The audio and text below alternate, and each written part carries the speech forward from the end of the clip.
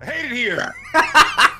Hello, everybody. Welcome to Go Buff Yourself in Thousand Faces TTRPG presents City of the Crimson Tower, but we're going to be doing something a little different tonight. Tonight, the five are taking a short rest.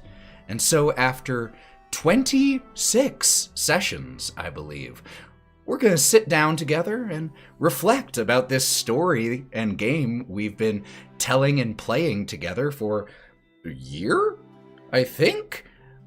Pretty sure. Yeah, 26 every other week on average. Yeah, a year. And just so you all know, you might notice that Karina, Maddie's screen is empty.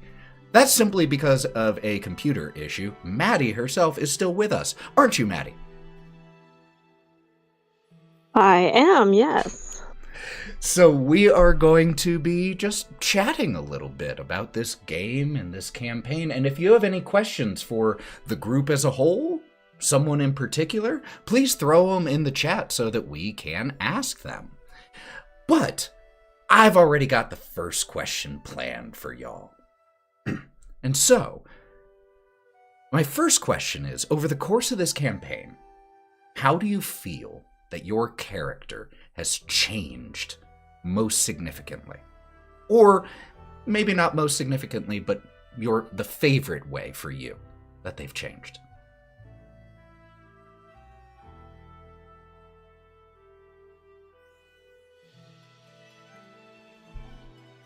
Gotta do some self-reflection. That's a hard one. Do we want to...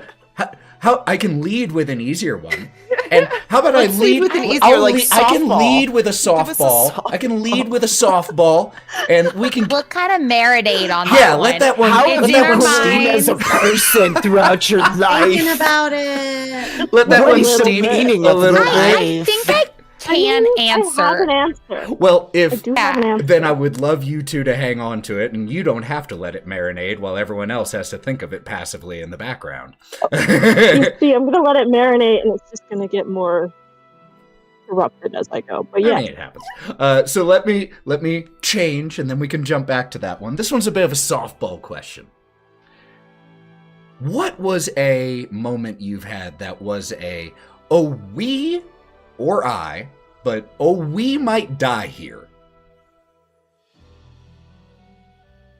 When we got jumped by the wolves, to be honest. Which time? The first time. Oh, the first one? Time. The first time. I will say for me, yes, because that was the most damage I had taken in a fight, or Nine had taken in a fight, because you critted me real bad and dropped me I would have taken 3 wounds in one go, but then I rolled that soak roll and pretty much just punched the wound closed and kept going. The imagery of just fix it Felixing yourself. Yep. Yes, just punched it closed and then killing the wolf in retaliation of hurting me. That is pretty much the most damage I've taken in a fight so far for a character who's designed to fight. Yeah, I thought that was going to be it I thought I was going to drop a life. Not gonna lie, I thought I was going to come back being 8 after this. I didn't know. See, who knows?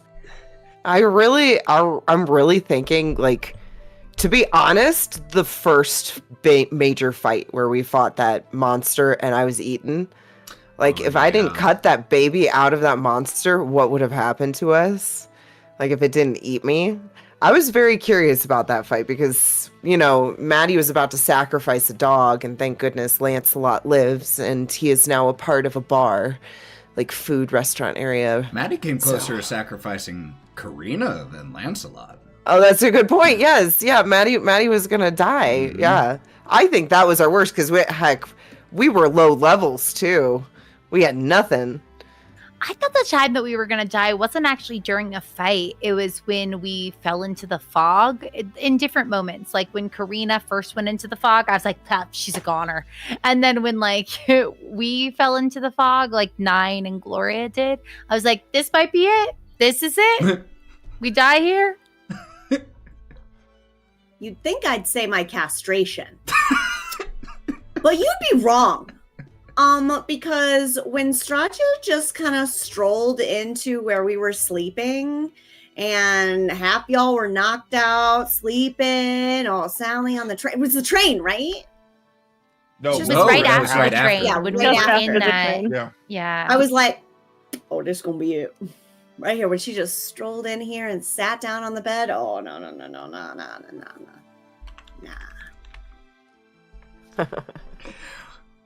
Yeah, I'm not sure. I always believe in y'all. I always believe that you're gonna find I a way don't. as a group to get through it. But there have been times that I very much thought someone was a goner when they weren't. Not like the whole group, but fucking Brock in that last wolf fight. That I don't know, man. I think me falling off the cliff Yep. and the only reason I survived was because I had a single Benny. I thought I was dead, and I still talk back to Stratia. I really have problems. I'm No sorry. one could get to you, and we were like, oh, well, she just fucking opening her Yeah. mouth now. that was such a great scene. Oh, I thought I was gonna die there.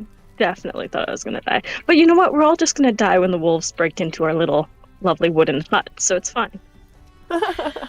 Sure.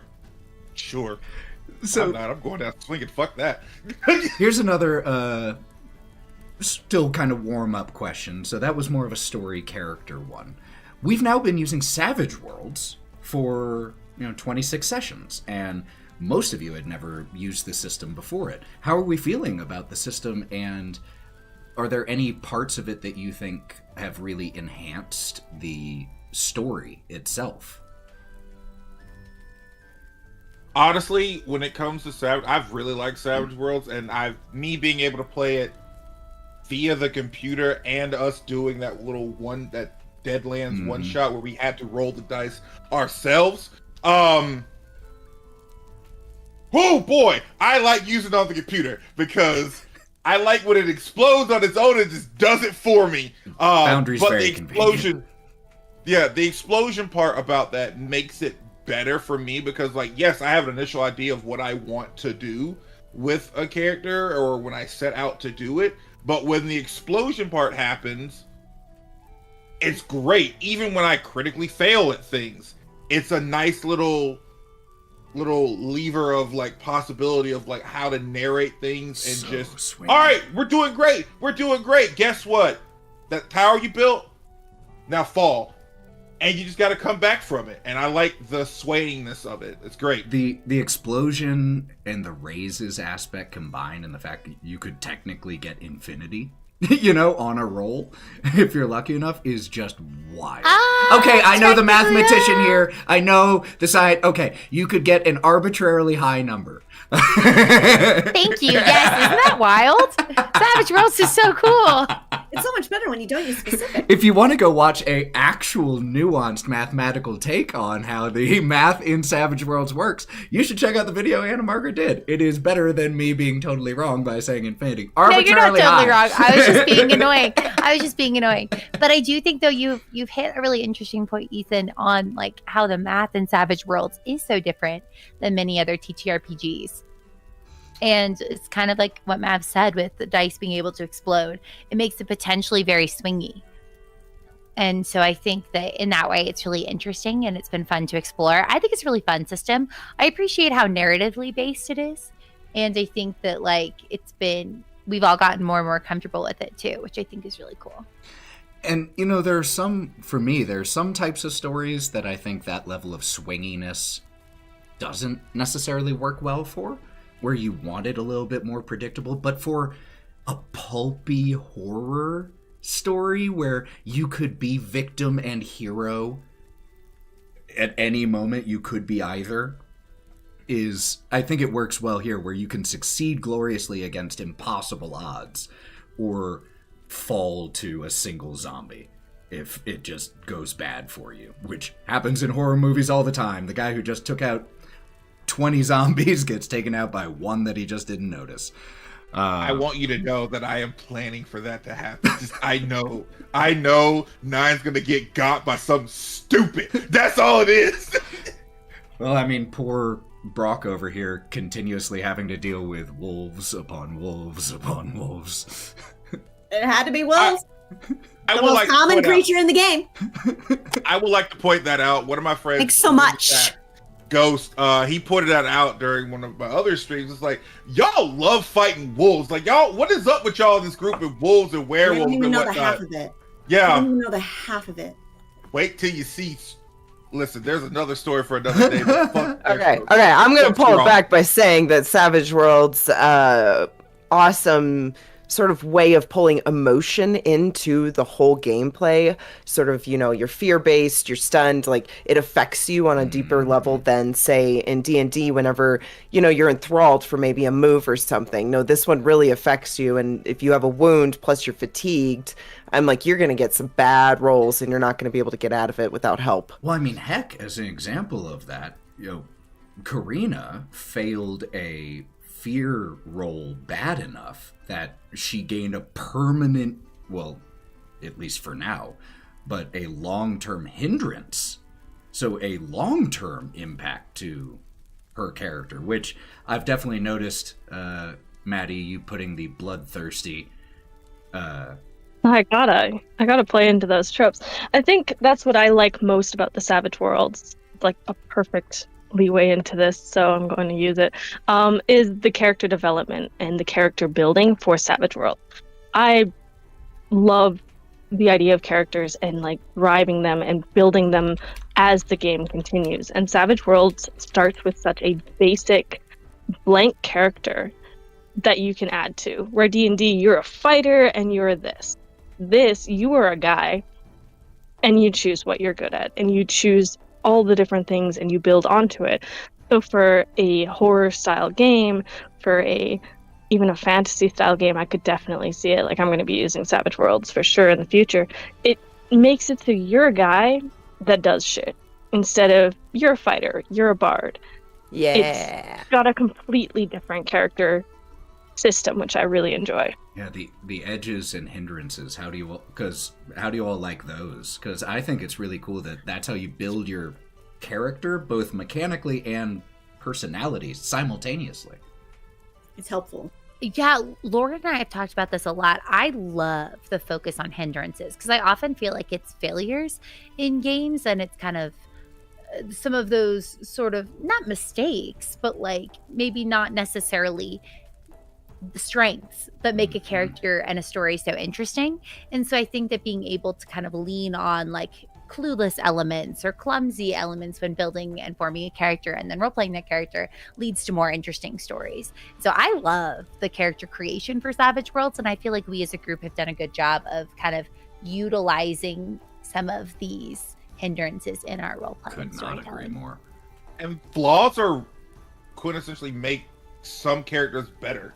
Yeah, you have all 100%. these strengths and whatnot. It's like, but it makes flaws make you more grounded and more human as an overall character. Because, like, yes, this person's super strong, super talented, super smart, but they can be forgetful or have emotional trauma that they have to deal with and everything like that. So it is cool to get these types of character building elements that, on the surface, seem all right, whatever they can, but we as players get to use that how we see fit or express it in different ways.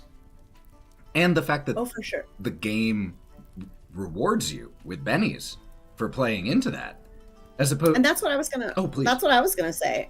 Is that the Benny system kind of gives that incentive to really play that character out. Like we were talking before, it's really narrative driven. It's really role play. It's really role play driven. Because the system really allows for that. Whereas with some other systems, things can be a little more crunchy, or you become so focused on making sure you get the right number on the die or report the right thing that you don't. But anyway, I love that the traits and hindrances really lead to that, as well as help inform your character during combat, which I think is in Savage Worlds really more streamlined because there's a lot of dead time in other systems. And what's really hard about keeping an engaging audience is that dead time. So with Savage Worlds, we have this very natural progression of the conflict.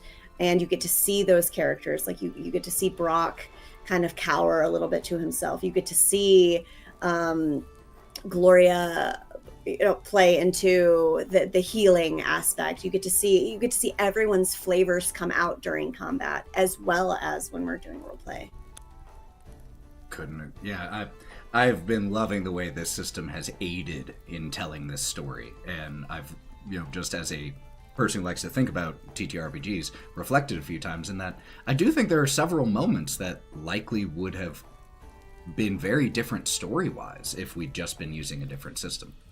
Where, I think Brock, like in that shoving moment with the wolves, if he was that bad at physical, athletics or whatever, the odds might have just been entirely impossible for him to overcome even. But because of the explosions, because of all of this working together, got to tell a story that was very unexpected. And castrating. It's no big deal. I can't believe that's what got rolled. Don't even... Listening back to that episode of just hearing even my reaction of, I have to read this so that He did it on purpose. He must have. He did it on purpose. I didn't know. The first major injury is a really bad injury. All right. So returning to the world of Barraville, what character have you as a player, or has your character most attached themselves to or enjoyed interacting with the most? Who's been your favorite character in the story so far, or one that sticks out? Are you talking like player or NPC? I mean, if you want to talk about, I just didn't know if this you can focus on like your PC's I didn't know which one relationship. that was. You can totally focus on your PC's relationship with another PC, or if there's an NPC that you wanted to. Either they're all characters. Okay. I like Shay Ava. Shay Ava or Shay Ava. What was she called? Madam Ava. Madam Ava, yes. Madam Ava, because I really love all of your old ladies. All your old lady characters are just some of my favorites and dear to my heart. But I liked her coming in and giving this exposition, and all of us kind of like, what the hell is going on? And it's just like, shush, pay attention, I'm giving you exposition. Listen, I don't care what you do with it afterwards, but I'm giving this to you now. Have fun. And that entire sequence where just fucking Karina just beamed that other girl when she went to go snitch and didn't get far, but having to deal with all of that. So, but yeah, Ava, that's one of my favorite ones and we've interacted with. And Bridgeman, I'm calling him Sharon, I called him Styx. Styx, the guy on the bridge from last. Oh yeah, Styx. I think the best relationship that I've been seeing develop is between Ira and Maddie.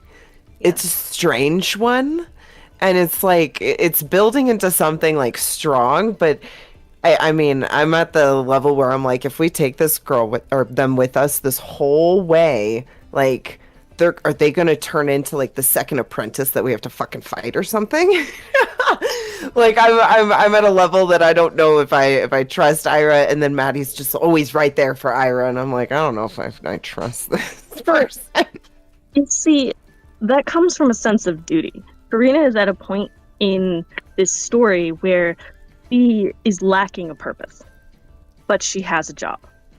So because she has this job with Mark, which is the character that definitely stood out most to her was Mark, she's determined to actually fulfill this job and protect Ira at all costs, which is why Karina tends to drag Ira to her or bring Ira behind her, because in her mind, she's got a job and that is what she's trying to focus on. But most of that comes from her respect for Mark, because for whatever reason, she felt connected to him. And during their moments together, she decided that this is somebody that she wants to help. And because of that, she's taken Ira under her wing.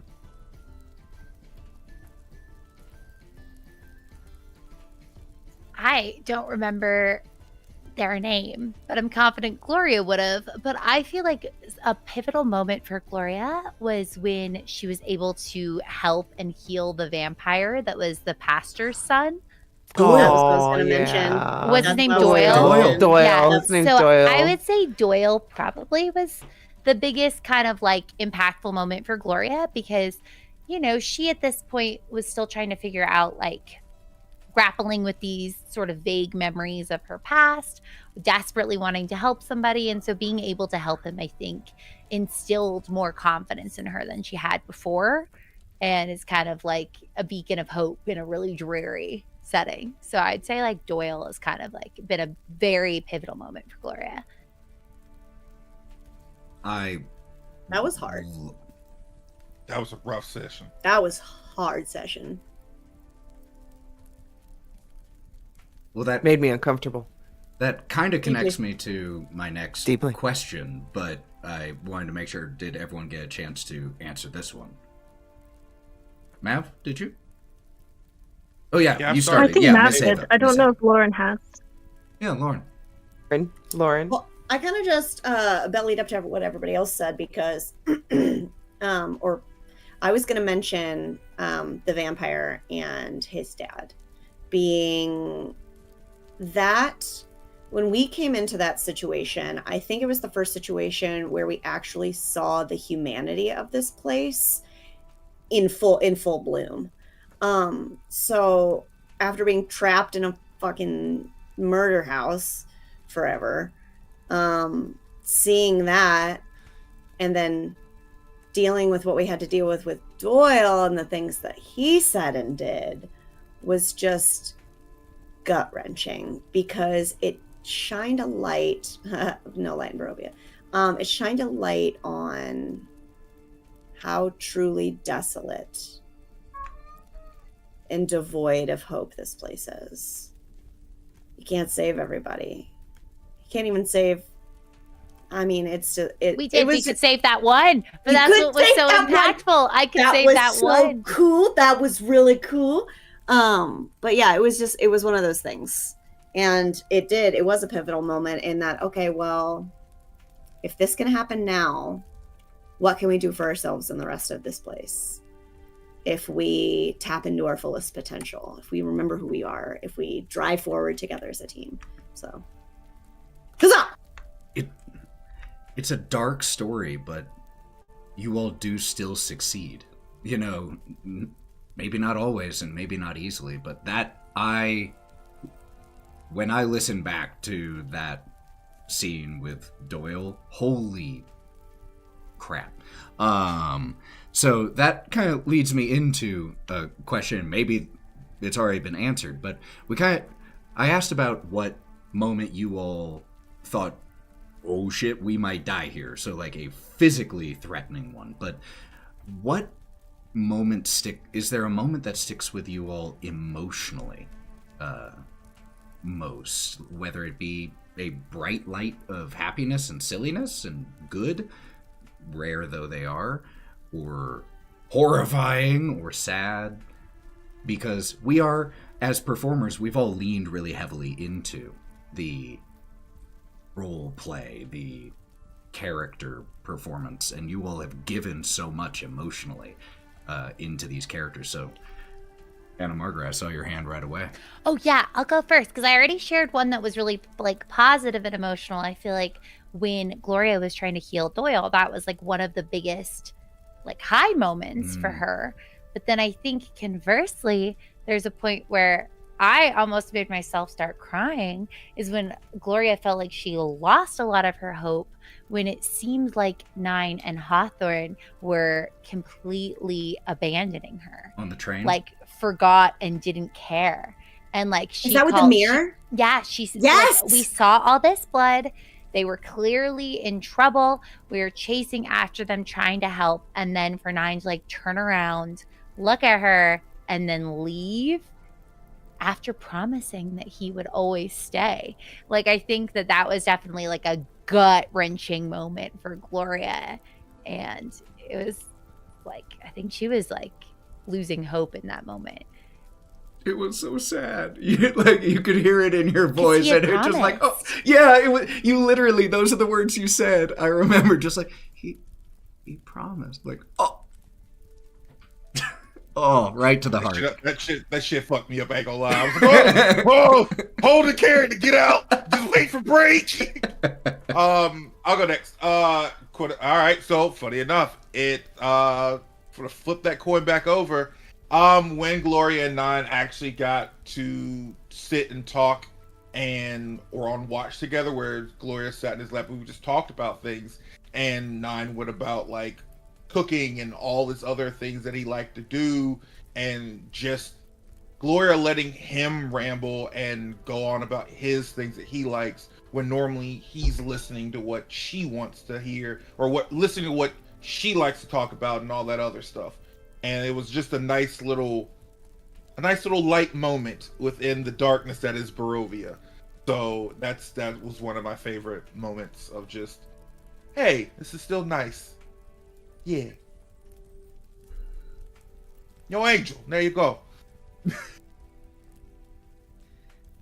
Yeah, I think the moment Gloria talked about for Hawthorne was a tough moment, because it showed a side that like Hawthorne isn't at all. It was kind of showing like his exact like opposite of what he thought he was, and so showing him that he's not that he's the because he doesn't know who he is. He's the darker side, the bloody side, the fighter, because he's a big horned bull, whenever in fact he's probably something different because he doesn't feel right in that skin. But yeah, that's probably the closest. That and the spider. Seeing the hopelessness of this spider taking over this person who's sleeping and affecting them and everything, and then thinking that he was going to die in that moment, thanks to Brock. Didn't die, of course, but yeah, that was probably hot potatoes somebody else. Well, and Sally and Mav, both of you did a great job with taking and running with that prompt of suddenly, like, you have to now take on the mentality of this image that you created in front of you. And that's a tough thing. That's a tough little improv prompt there. And you all did great job with it. And seeing these two just, that you all had kind of similar, not identical, but similar fears for yourself. Like, you created a terrifying duo there for a little bit. That's for sure. Tag team, baby! That was really hard for Brock to see. Because We were struggling. there was no way off this fucking train. And just seeing, so Brock is really connected to Hawthorne in the way that Hawthorne is very kind of roots in the ground kind of person. Like a tall, strong person, whereas Brock feels the exact opposite. He feels small and weak. And to see that he hitched himself to a ship that was going down scared the shit out of him, because he never thought he would be able to help anyone, let alone himself, let alone anyone else. So to see the two strongest, firmest people that he knows go into that was really hard, because what can I do to protect these people? Nothing. Just stand there and take it. And that's the exact way he felt when the wolves attacked him.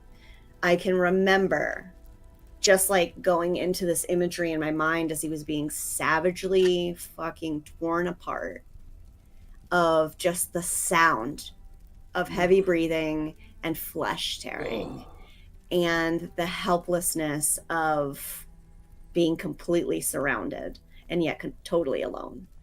So those two moments were fucking rough. And this is a fucked up story. Who tells this fucked up story? It is a fucked up story. I don't know. Someone in their head got this train idea, and then they put all it was these weird terrible. things. It traumatized There was us all. a head thing with Could just Karina. go. Poor Like the Karina and the train. head Go the thing. module. That whole train car was messed up. Do what was written for you. Had to come up with some other fucked up shit. Exactly. He went too far, because the puppet show is what fucked Karina up the most. Puppet show was wild. I'm I'm all for a puppet show, but when the character's depiction in the fucking show gets ripped in half in the end of the show, it's The good. dice are not in your favor. And so Fuck a puppet. between that moment and the latest moment with Stradia with the sword and her just basically saying, who are you going to tell? Who's going to believe you? I don't think Karina has ever felt more small in her life. And she used to be a pretty confident person, but right now she feels helpless and small and as if everything, as if nothing she does. Leave her alone, Brock. That's for you to do. And But basically at leaking this point- smoke too.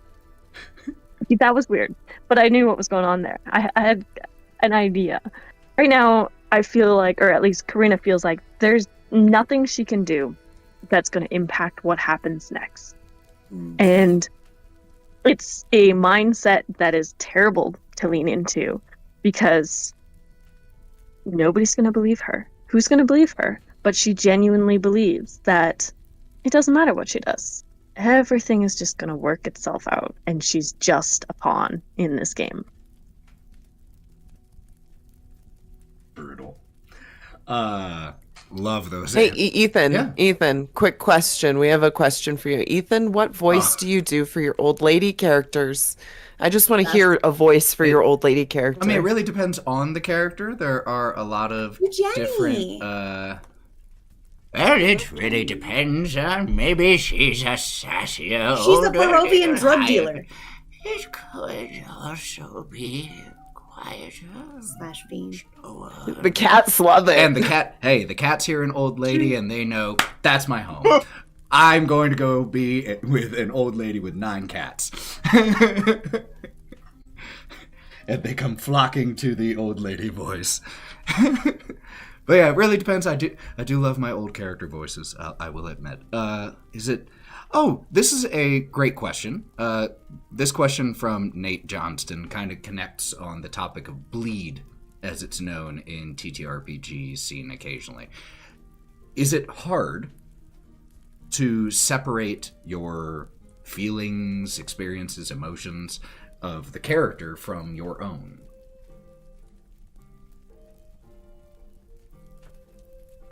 As I'm playing somebody who's completely hyped up on opium and morally gray at best, I would say, yeah, it's pretty easy to keep my own decision making and my own feelings in regards to these situations separate from Karina's.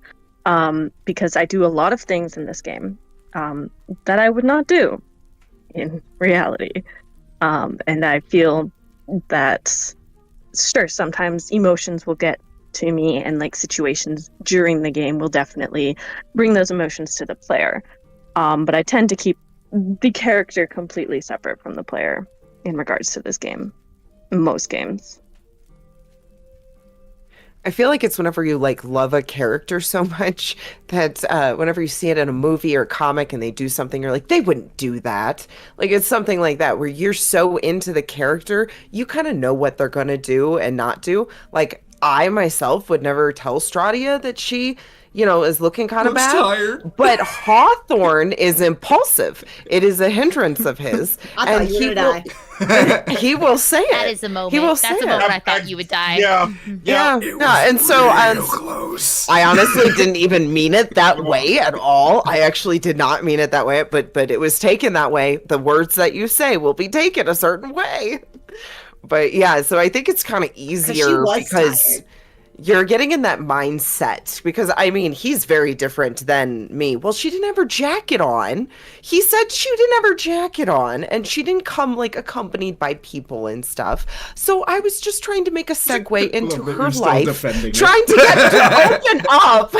No, literally, I did not mean it that way at all. But it was taken that way. I was like, damn, yeah, way to go, Hawthorne.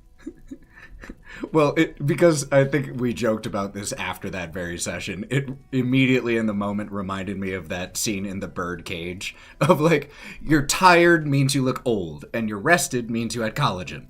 Oh, love that So fucking true. movie. That movie's so good.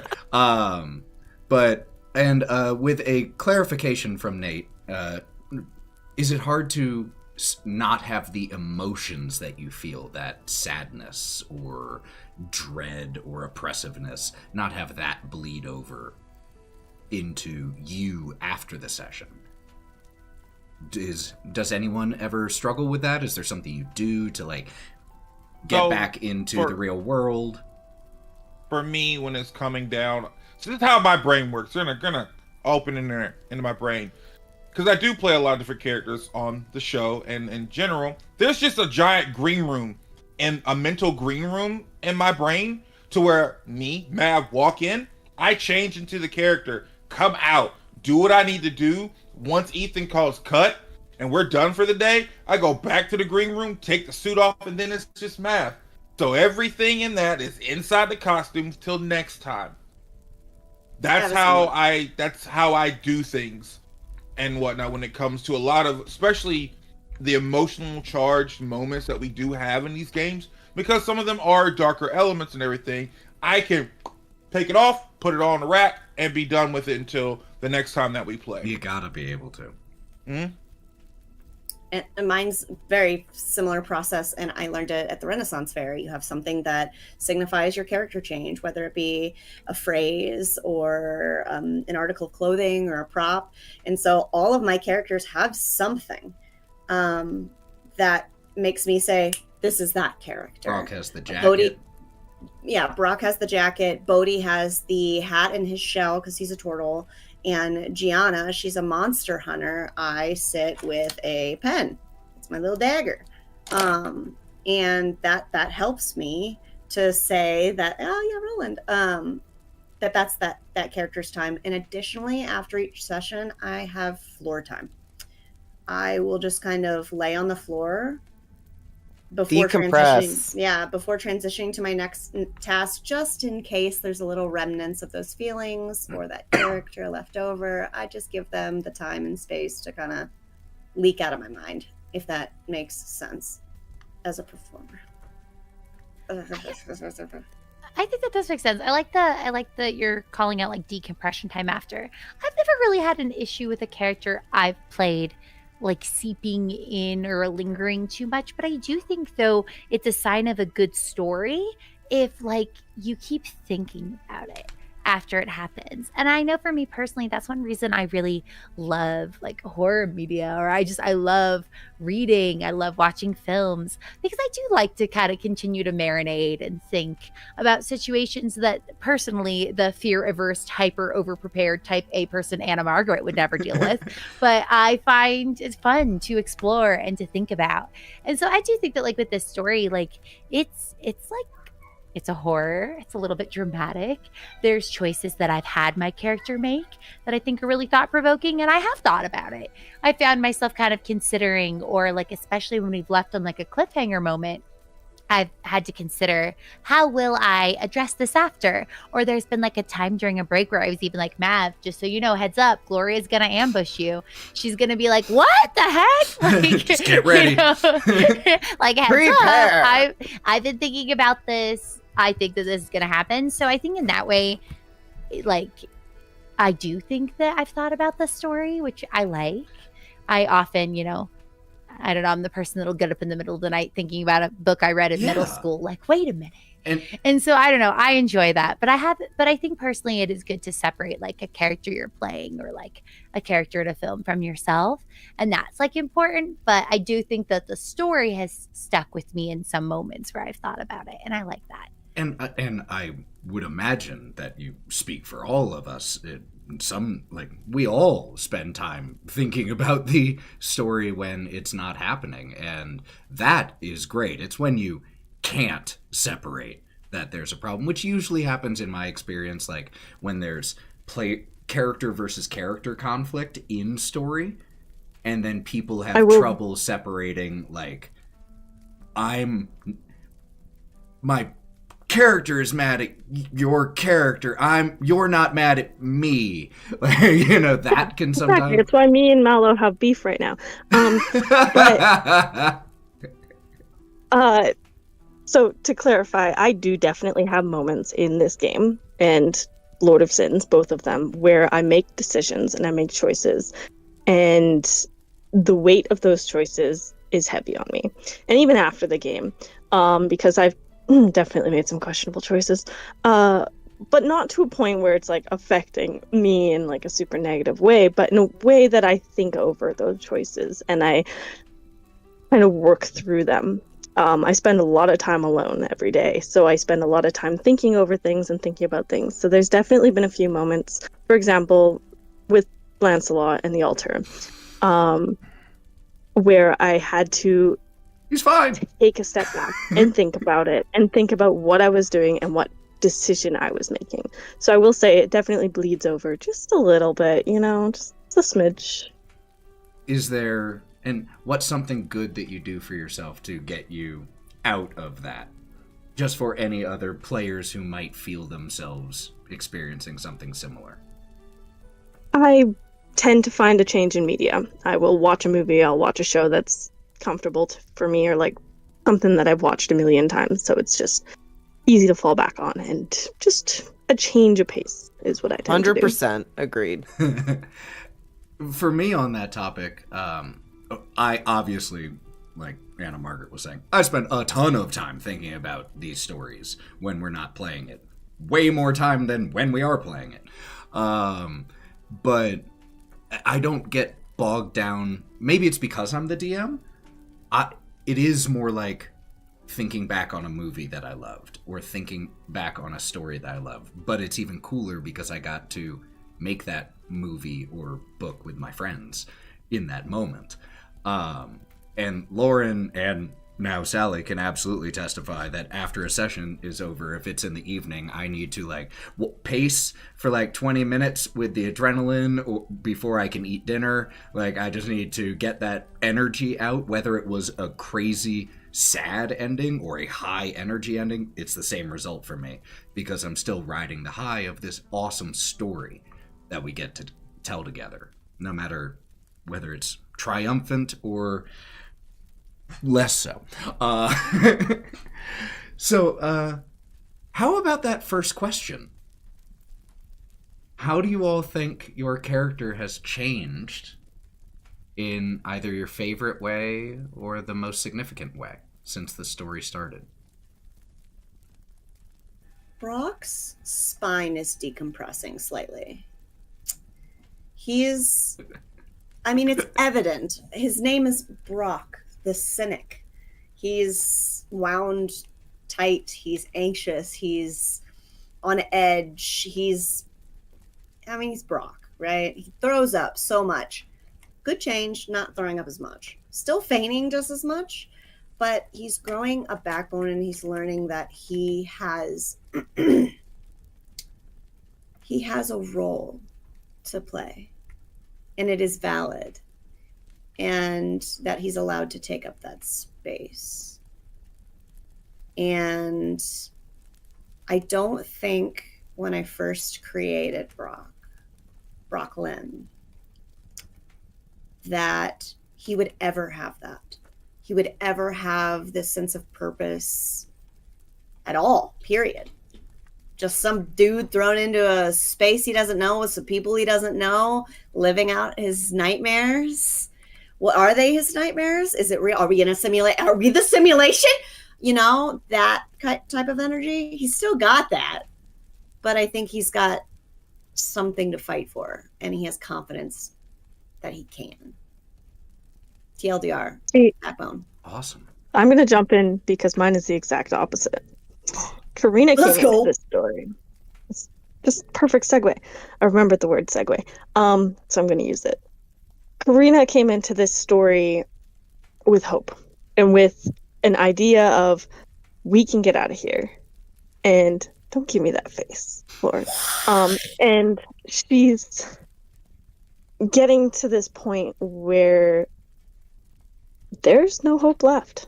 There is a job to do, and that is what she's focusing on. So I think the biggest change for her is she's gone from somebody who thought, maybe those memories are our past. Maybe we can get out of this. Maybe there's a place for us outside of this hell house, outside of this horrible, foggy world, to a place where she's like, I'm going to die. It's just a matter of when. That answer create such an interesting combination of reactions in me, because like as your friend, or just like thinking about the character, I'm like, oh, poor Karina, like that makes me really sad. Yeah, you broke her. But as a DM, thinking about Barraville, or the Curse of Strahd story that we've based this story off of, that's exactly what Barovia is supposed to do to people, is just fill them with omnipresent dread and hopelessness. And so while, like, again, from someone who is a fan of the character, I hate to see it. But from someone who's a fan of the story, I love to hear it. So I'm glad that it's having that result. You're glad that you made her completely washed out and depressed? Sick fuck. I don't love her as much as I love you. So as long as Maddie, you're are going down that hole. You're all on your own too. She's been going down You're this walking rabbit down hole that for a long hole. time. So no, I think You're like, I think oh, it's great. excuse me. I think that's for me. Yeah, pretty much. But yeah, that's how she's changed from the beginning. The most significant.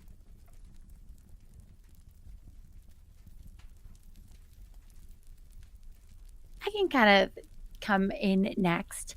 I feel like Gloria, it's been interesting because I think that as I've been having a fun time at kind of exploring her, discovering more about her backstory and kind of grappling with this and leaning into sort of those like moments that she uncovers, like when she had that memory when she went into the fog, and kind of using that to sort of shape even like the way that I had Gloria approach different situations.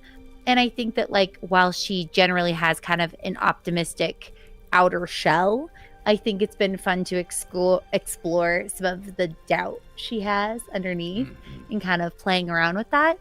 And so I think that like as the story's gone on, it hasn't so much as been that she's changed, but more like uncovered some of these moments, if that makes sense. That's a great distinction too. Yeah, for all of you, kind of.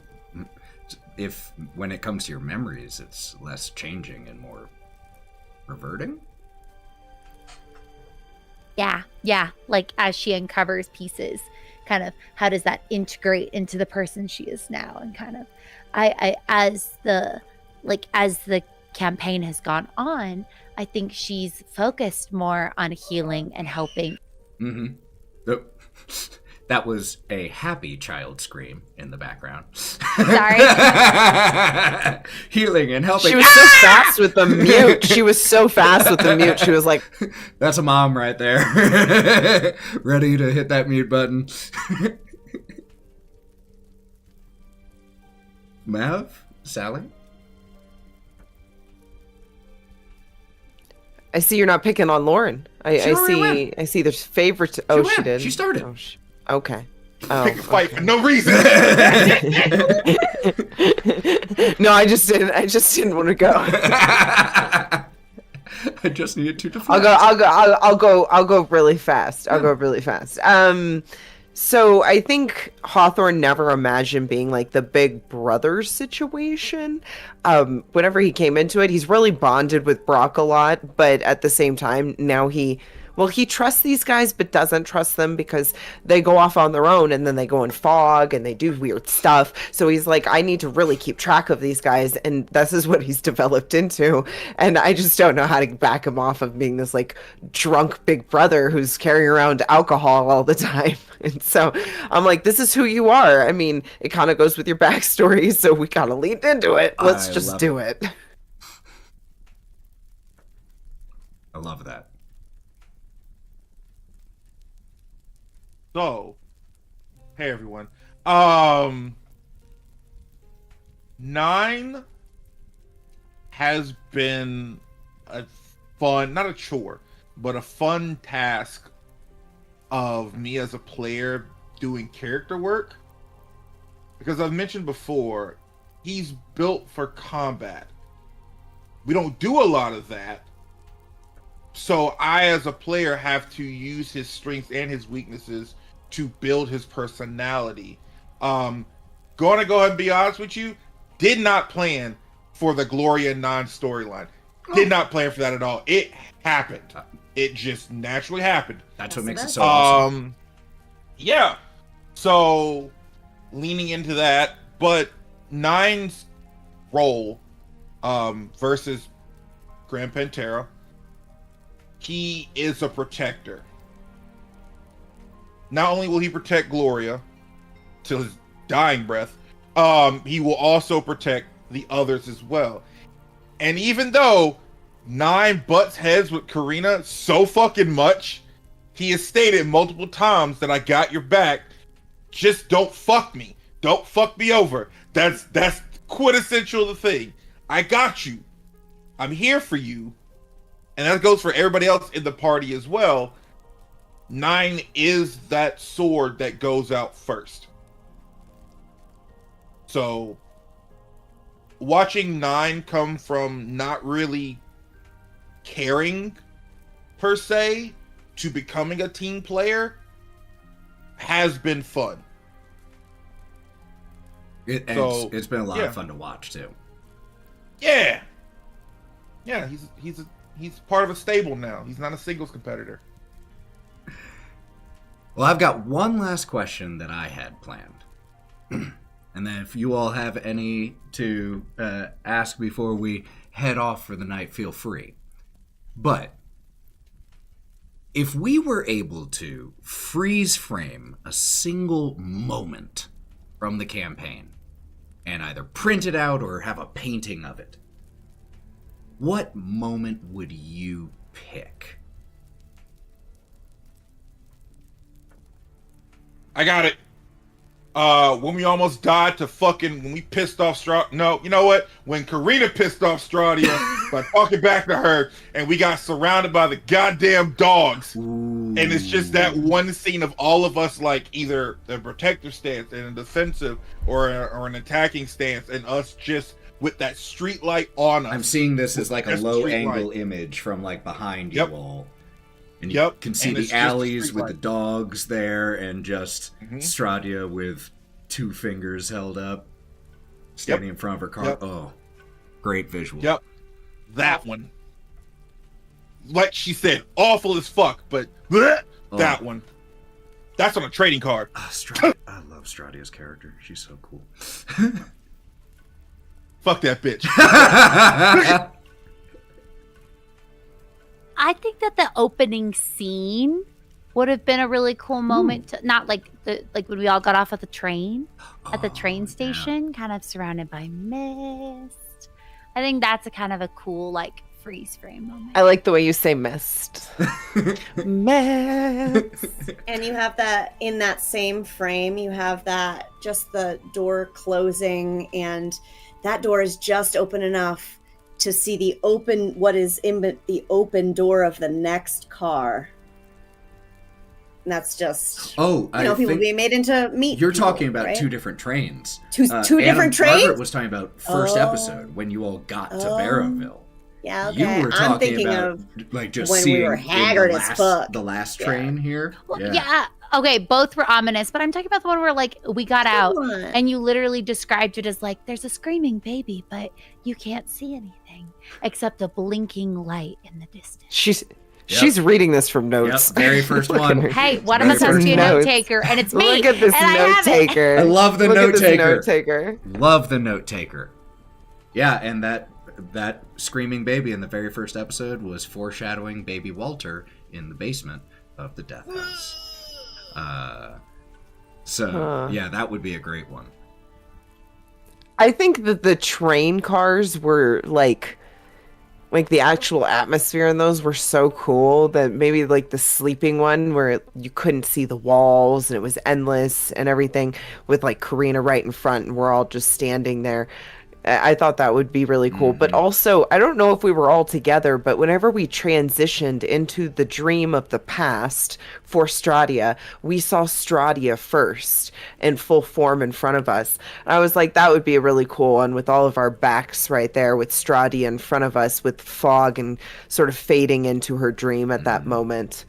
I was like, I didn't know if we were all together in that scene though. Like we saw each other. Speaking of that dream, thank you so much for taking the edge that you did, Maddie, of visions. that enables this whole thing that I'm going to be playing off of for the remainder of the Oh, it campaign? was- Thank you. It made sense because she's slowly losing it. So I'm like, you know what? I think this works. This It's works. such a cool. It's When literally. in Rome. It is the simplest written edge, I think, in the entire book. It's like once a session or every other session, you get a vision. Like that's basically Yeah, all it says. it's great. I love to make you do extra work. Oh, thank you. I think a scene that I think would look really, really cool as a painting or a picture is when we were walking off of the second train with all the dilapidated houses and all of the ravens. And it was That- just miserable and raining, and the houses are all destroyed and damaged and hopeless. And like I'm just seeing it as like black and white with the only speck of blue on that fucking raven. And that's all you see for color. It's like for whatever reason that really stuck with me, that image. Maybe because I've been there, but it definitely stuck with me. Or the scene of the room where the smoke's coming out of you, and we're all just like, some of us are laying there while some of us are standing. Hey, Like, you know that what? would be pretty Just the smoke cool. pouring We out don't- That from would the be, don't- yeah, face. yeah. And the moment don't that they're judge what staring at happens. her going, what do we do? I mean, classic horror movie scene right there.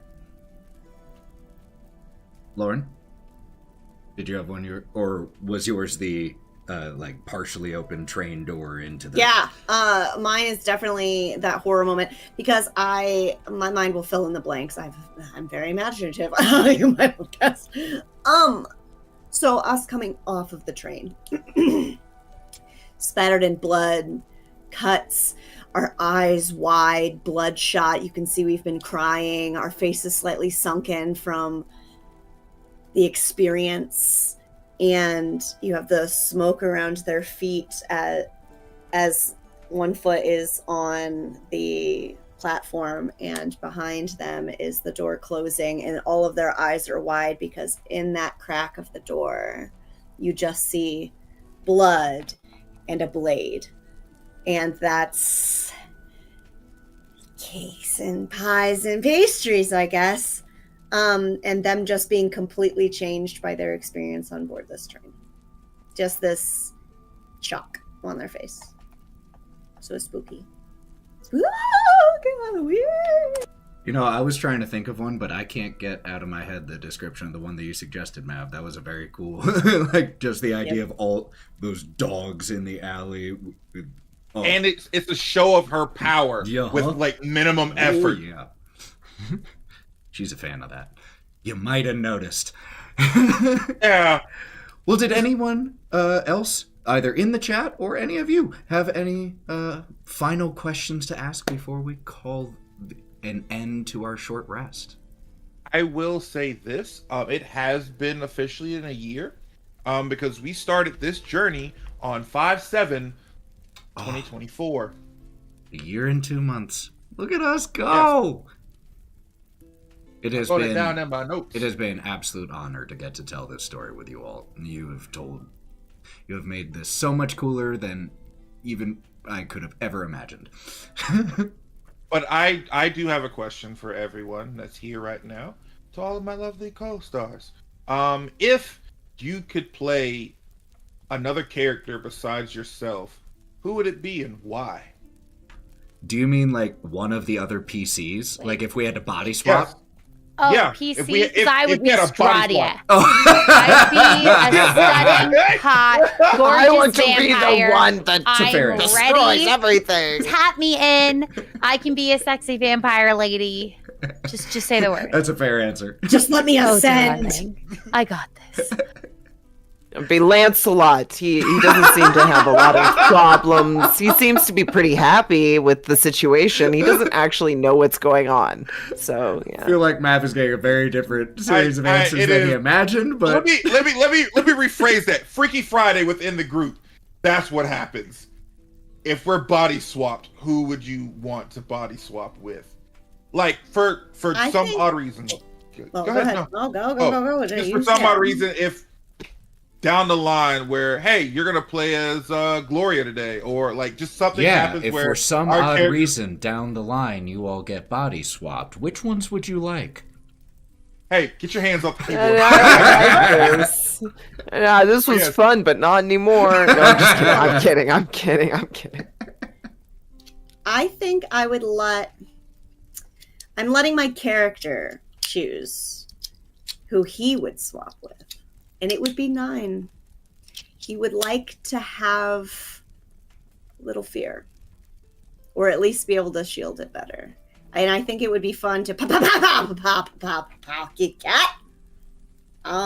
Scratch over the vomit. I just think that would be. I think Brock would really enjoy being a wrestler, a badass, a meow meow.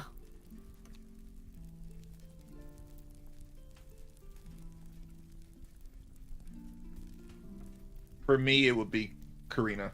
I just want to live in that ability of just not giving a fuck, just getting walking. high, just walking, Anywhere you getting want. high, just the inhibitions. She what's the cares word? so much, though. No. She does. But the point is the intrusive thoughts of, I'm just gonna get high and let it ride over me, and then when I need to do something, then I'll do it, inebriated as fuck, but I'll get it done. It's that level of throwing care to the wind for yourself, pretty much. Karina's very all or nothing, Mm-hmm.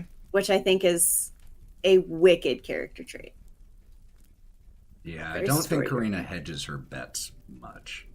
Not even. I like the Karina. I'll become Gloria. It is so opposite of Hawthorne. I will fly in the air. I don't want my toes to get wet. Yeah, I do. problem is, actually I have, don't like, know the that much ability science to- facts. The water does really mess with Gloria.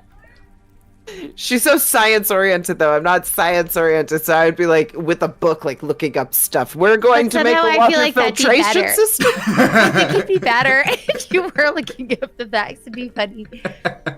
Hey, that's a great way to get yourself to learn something. If your character knows something you don't, have to look it up every time. Definitely. I want to stand by my answer of Stratia. I think But that's if a I fair can't, answer. yeah, I'll be Stratia. But if you did have to, Freaky Friday. If I did have to Freaky Friday, I'd probably also pick Karina. I think I think that I enjoy confrontation in a secure role-playing environment. I'm a very non-confrontational person, like in my real life, but I In do a think game. that, like, in a game, it can lead to some amazingly interesting situations where, like, if you have an entirely non-confrontational party, there might be whole characters or whole plot lines you don't explore. And so I think having a character that's unafraid of exploring conflict is fun to play. And so I think Maddie, I'd swap. Well, you see, it would be a fair trade because I would totally swap for Gloria because I love a character that has a bubbly personality that is hiding something a lot darker. And I feel like that would be a character I could really enjoy playing. And if not Gloria, definitely Brock because I want to be a little genius. Oh, well, that was very sweet because I was about to be like, well, I can't help but notice that no one wants to faint a lot and throw up. Okay? Can't help it. no one's taking. I'm trying not to. I feel more comfy with femme characters. Poor I go Brock. for she, her. Poor Brock, very predictably being the Castrated last man. person chosen I for was just kickball. I was just joking. I don't need a fear of wolves, thank you. That was something. When it's inhaler.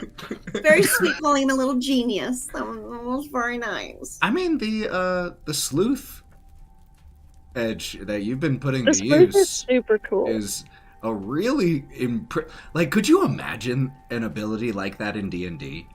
Because the sleuth edge Oh, that'd be literally so good. is just He's You spend so a penny and you hypervigilant, find he doesn't miss anything. everything in the scene.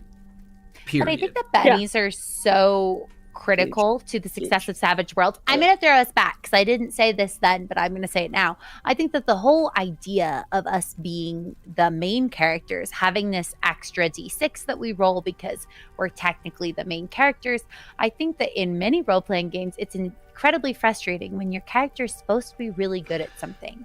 They're built to be able to succeed at something. Like, for example, say Gloria, like if she has this history of being a doctor, she should be good at healing. And so sometimes, like, the reason we're using a system and not just telling a story with no dice is because we want that randomness. We want those interesting story beats. But there's times where you, as the hero, should succeed. And I think that having the ability to re-roll something with a Benny is really important because it allows for, in those pivotal moments, a little bit more control. And it lets Just you enough. kind of decide as a player, this is what matters to me that my character is good at. And so I'm going to throw 3 friggin' bennies at it.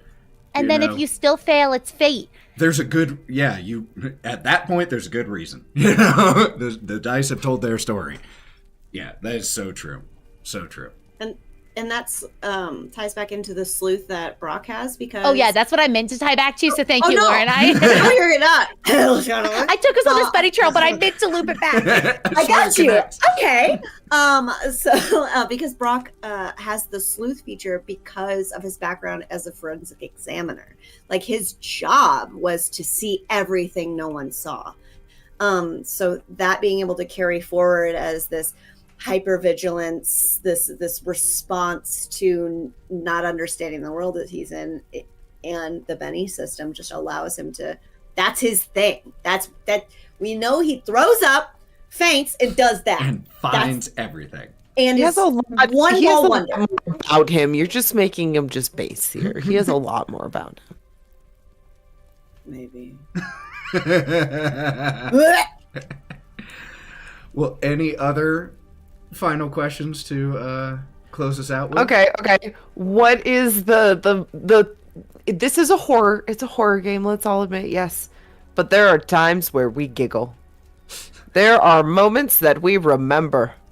Now, players, what is the funniest moment that's made you laugh? 9 pretending to croak over on the train after eating the cupcake or donut, whatever the fuck it was, and acting like a fucking chest burster was about to come out of his chest. Because watching everyone else lose it, and Ethan understanding that happened before I came.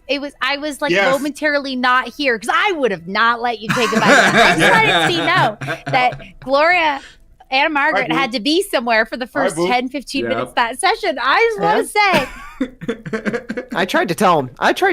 But it's like, no. You don't need it. Don't need it. He's hungry. The second I got there, I made an investigation roll. Immediately knew it was blood. Y'all needed me. Yeah, you came in and on your like first roll of that session had like a triple explosion of like, I know everything that's in this right now. But the I funny have done part microscopic analysis. Gluten? But the funny part was watching everyone else's faces, and then Ethan as the DM and knows me as a player. How the fuck do I make him roll for actual damage if he? He's fucking with me. Okay, cool. All right. I was like, I have to look up how to do this. Oh yeah, that was my favorite part because this Brock just losing it. It was funny. I have too many. What one definitely is with Gloria and Ethan. And it was in the beginning, and she went into the fog, or Karina went into the fog. Or when I was talking with Strahd. Yeah, that was still one of my favorites. And then, of course, you have 9 covering the vomit of Brock. That's my favorite. No, I think my favorite. That's a really good. Actually, I forgot about that moment until you just said it. But yeah, when Stradia called me a good girl. And then I leaned into it. Then whenever Brock sees Karina like naked in a bathtub and like starts freaking out, I really loved that moment. That was hilarious. That little moment from Brock is one of possibly my most quoted outside of the campaign because it was just so funny the way he just went, boobies. He needs to stop saying it when I take my shirt off, though, guys. If you could encourage him to do that, that'd be great. Keep doing it, Ethan. I Keep can't doing it. discourage him from doing that. That's legendary. No, that was that's definitely the moment that I found one of the funniest was just his response, Brock's response to boobies. It was great. That poor man. I'm sorry. He saw the face I of have no God that regret. day. It's like the lights in the darkness, the little things It's that the make little- us giggle with the story. Yeah, And that is you important. know, keep us alive. Genuinely, I think the most I have laughed just out of character was when Gloria came and was just like, there was a voice and someone called me a bad girl. And I was just like, God damn it. And then for the remainder of that session, She was gonna be just like that. so funny. So good. There's a reason that is one of the opening parts of the little trailer on our channel. There was a voice in my head that said I was a bad girl. And all of us just go. And she was twirling her hair. She was twirling her hair at the It time. was. It was the best. So good. Stradia, what can I say? Well, Body swap. Let's go. any final questions for this little short rest? Well, Are you enjoying playing with us? this has been such a fun I'm story. gonna tell the truth. Man. Who's favorite? What's your guys' favorite Ethan voice? Like that he's brought out for this. Oh God, I Did- can't. Man, fuck Stradia. Yeah, I think Uh, it's obvious. I always gotta It's give you Stradia. Stradia. Sexual. You're making her Yeah, sexual. Stradia. Well, that was unanimous. Damn. All right. Gotta up my game on everything else. Guy Make who is part everyone who like started the else story game. sexier is my Galadine feedback. makes me want to punch babies. That's the feedback. Yeah. What makes you want to punch babies? Rahadin, Riding. Oh, just the way he talks. Wait, I hate we Rahim. need to meet the werewolf first. Look, I have a little Lego Oh, werewolf on my desk. Aw. Wait, Oh. Ask me this question: is see if you can Are one up we- your sexy vampire are we with a doing sexy the- werewolf. Team Are we werewolf. doing You know I'm gonna, Werewolf you know I'm gonna versus rip vampire that right fucker to shreds, right? That is what my What? main goal is. My Nice's main goal is to kill that son of a bitch. Like even before that, cool. I get to fight a werewolf. I want to fight a werewolf. I'm not going to lie. There is a direction that this fight could go. Great. That I Wonderful. think Love that. would be amazing story-wise. Love it when you start Who sentences knows? like that. babe. If it, I'm not going to force the train that way. Yeah. But Well, God, Gloria if it doesn't want to goes meet the that way, werewolf. Holy Anna Margaret? hell. You guys, a Minotaur, Yeah, Margaret's here a for it. Minotaur werewolf. We cannot have me be a werewolf. I would be ginormous. I would That- be huge. Is an Okay. option for us. Why are you saying that like it's a Honestly, bad thing? Yep. Because I'm. Who knows? I might jump you guys. Could you imagine Turn on you. Minotaur turned Why are you werewolf? saying that like it's a bad Jesus. thing? Why you? Oh, why I you- know. Minotaur? Doesn't that sound epic? Wait, Minotaur That turned sounds werewolf? epic. I'm pretty sure there's a book about this that's very popular right now. I'm fairly certain this is not a book Like that's Kwame Mills. made for work. That's got to be a romantasy book by now. I'm pretty sure. Almost certainly. Probably horrible. Of course you would. I'll buy it for you. Well, I Thank you. have absolutely loved the first 26 chapters of this story, and I can't wait to keep telling this story with all of you. So before we leave, I do want to give y'all the opportunity to let everyone know where they can find you, and then we are going to initiate a raid and call it a night. So, Sally, want to lead us off? Sure. Hey, you guys, I'm Sally. I'm all over the internet as Sally Quinn Creations. We're rocking some Summerween coming up here, so stick around for that. And we're always doing D&D fun. We're also on our way to making Sally a DM, which this wonderful Ethan and Lauren will be in that, and Maddie. And I really feel bad for them because it's going to be horrible. It's going to be a blast. So come and put channel points to this cause.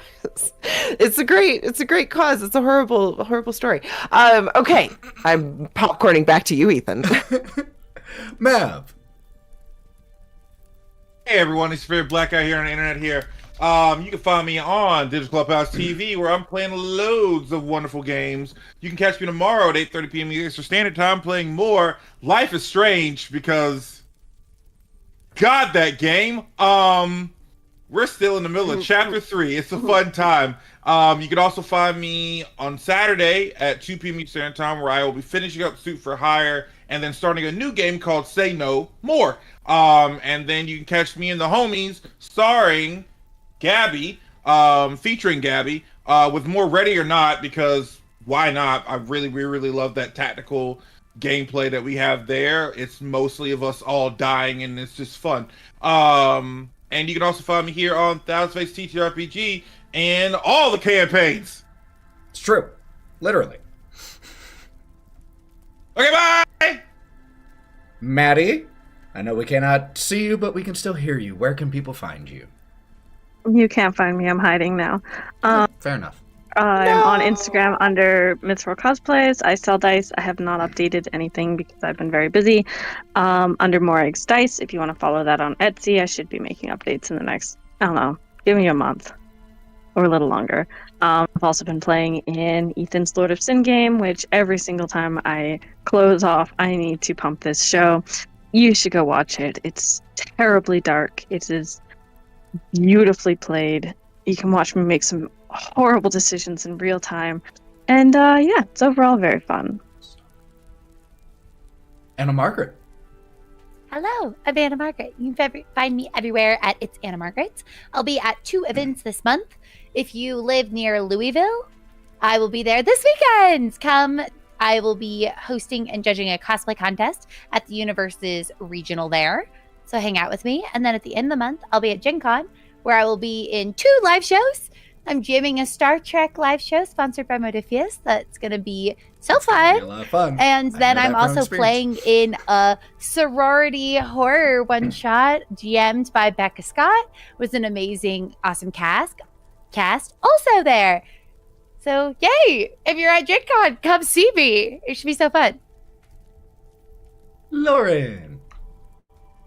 I am on the internet as Thousand Faces Cosplay, as well as 95% Lauren. I am also mostly just in the streams or content of all my friends here. I love getting out there and supporting my people, which I think you should too. They're all wonderful and they're all doing great things.